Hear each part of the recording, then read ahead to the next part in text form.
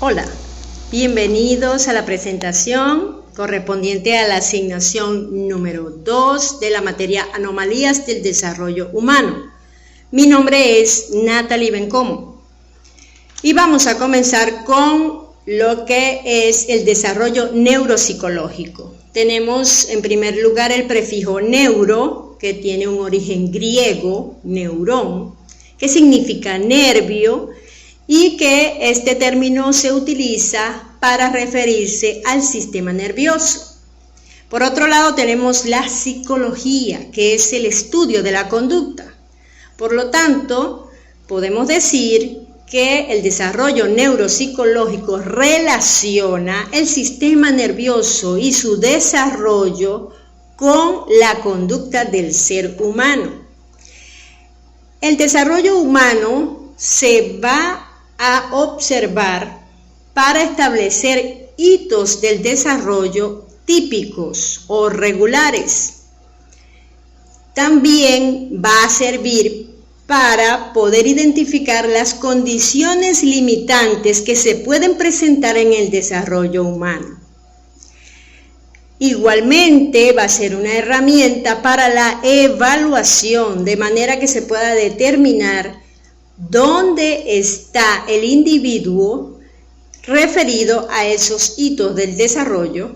Y por último, poder plantear una intervención que le permita alcanzar o acercarse a los hitos del desarrollo según su edad y a poder fortalecer y desarrollar las habilidades sociales, académicas y de aprendizaje.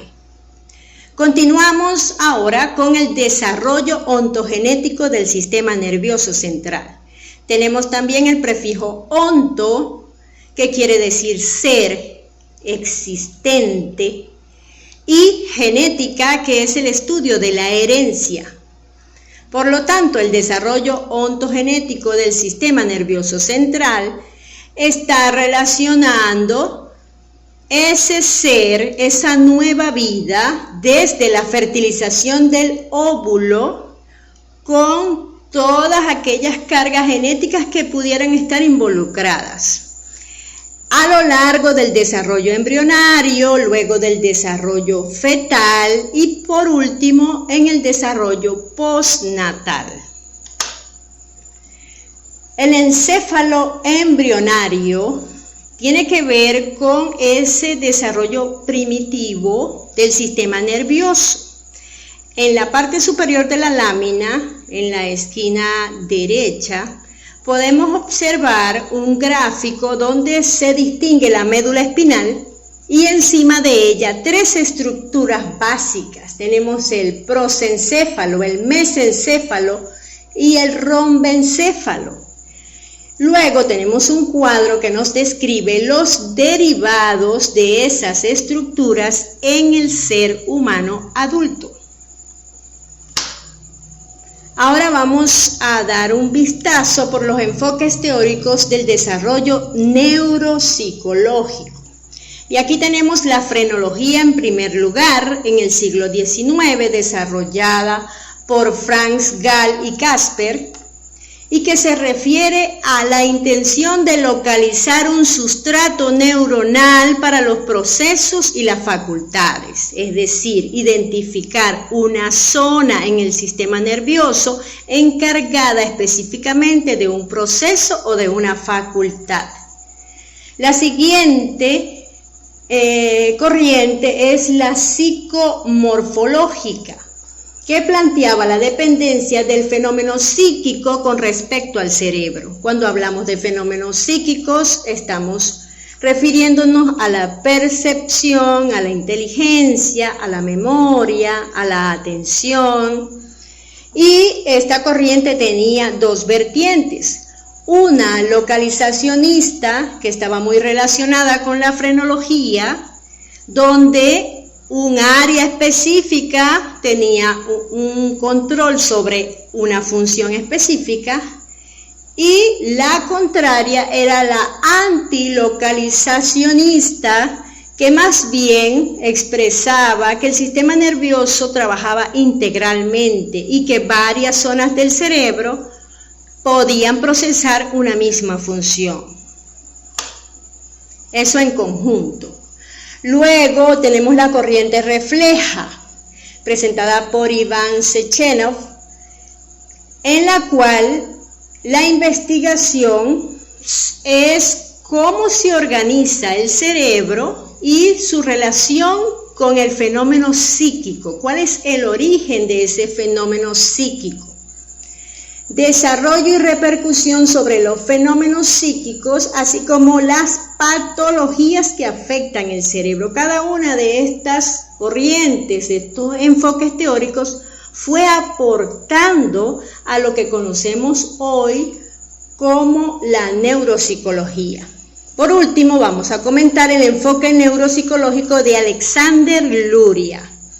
Él planteaba la dependencia del fenómeno psíquico con respecto al cerebro y podía identificar 3 unidades que estaban en jerarquía y que cada una tenía una función específica. La primera unidad regulaba el tono o la vigilancia y los estados mentales. Esto tiene que ver con el estado de alerta, ¿ok? Con la excitación del sistema nervioso para funcionar. La segunda unidad recibía, analizaba y almacenaba la información. Se encargaba de procesar todo eso que estaba entrando a nuestro sistema nervioso por medio de los sentidos. Y la tercera unidad estaba relacionada con programar, regular y verificar la información. Ya el proceso que nosotros podemos hacer tomando lo que hemos percibido y también relacionándolo con nuestro bagaje, con lo que ya tenemos como experiencia. Ahora, rápidamente, por motivos de tiempo, vamos a comentar cómo están clasificados los trastornos del desarrollo neurológico. Tenemos, en primer lugar, alteraciones cerebrales tempranas, como la parálisis cerebral infantil, la agenesia del cuerpo calloso o la epilepsia infantil.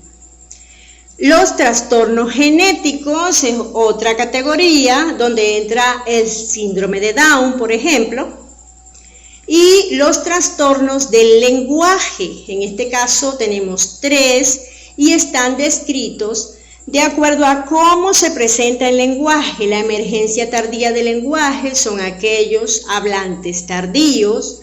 El trastorno fonológico sintáctico del lenguaje tiene que ver con la alteración de los sonidos naturales del idioma y también la alteración de la combinación de los elementos de la oración o del texto, sea oral o sea escrito.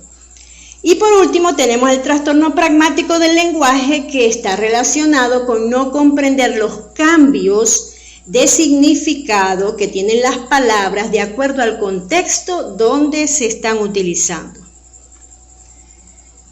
También tenemos los trastornos que están dentro del espectro autista, los trastornos de la atención. Estos dos descritos según el DSM-5 se dividen por grados, según la funcionalidad y según la necesidad de apoyo. Y por último tenemos el daño cerebral adquirido, es decir, el que ocurre por alguna situación que se presenta luego de la formación de este individuo y que altera, por supuesto, la función neuropsicológica. Tenemos el traumatismo cráneoencefálico y el tumor cerebral infantil. Por último, tenemos la aplicación a la educación especial. Es muy importante destacar que tenemos la prevención, evaluación, educación e intervención. La prevención, que nos permite una detección, diagnóstico temprano y a la vez un abordaje a todo el entorno de este niño para sensibilizar, capacitar y para hacerlo accesible y equiparable en oportunidades. La evaluación, que tiene que ver con la adquisición, desarrollo y mantenimiento de las habilidades, sean cognitivas, conductuales, sociales, escolares, etc. La educación, que determina si va a estar dentro de un nivel educativo o pasa a la modalidad especial, cuáles apoyos necesita para su prosecución escolar y su futura inclusión social. Y por último, la intervención, que tiene que ver con el trabajo de un equipo multidisciplinario para que pueda recibir el apoyo que necesita, al igual que su familia. Muchas gracias por su atención.